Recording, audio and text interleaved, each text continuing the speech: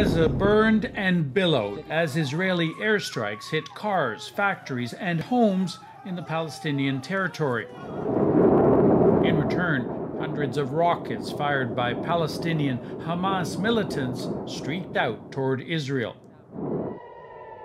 In a major escalation tonight, many were aimed at Tel Aviv, where residents scrambled for shelter. Earlier in Gaza, a 13-story residential tower teetered, then collapsed amid black smoke. Residents were warned to leave by text messages from Israel, as the Israeli army said it was targeting Hamas offices in the complex. There were no reports of deaths there, but the streets filled with the funerals.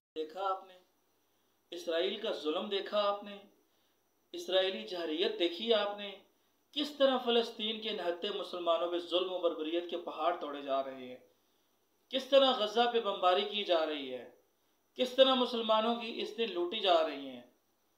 میں یہودیوں اور اسرائیلیوں اور یہودی نواز عیسائیوں، یورپی union والوں، امریکہ والوں اور بڑے اقوام متحدہ کے انسانی حقوق کے عالمی ٹھیکیداروں اور بے ضمیر اور ضمیر فروشوں سے یہ کہنا چاہتا ہوں، باز آ جاؤ، کچھ خدا کا خوف کرو۔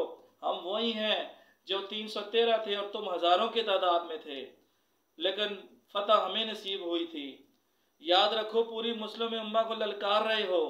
اگر امت مسلمہ جو اس وقت خواب غفلت میں سوئی ہوئی ہے جاگ اٹھی تو یقین کرو تمہیں چھپنے کے لیے جگہ نہیں ملے گی۔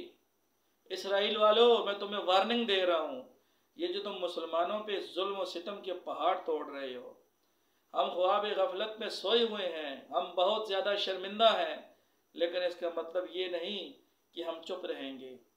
جو تم یہ ظلم کر رہے ہو، یہ تمہارا ظلم دیکھ کے ہمارا خون کھول اٹھتا ہے، ہمارے اندر بے تحاشا انتقام موجود ہے۔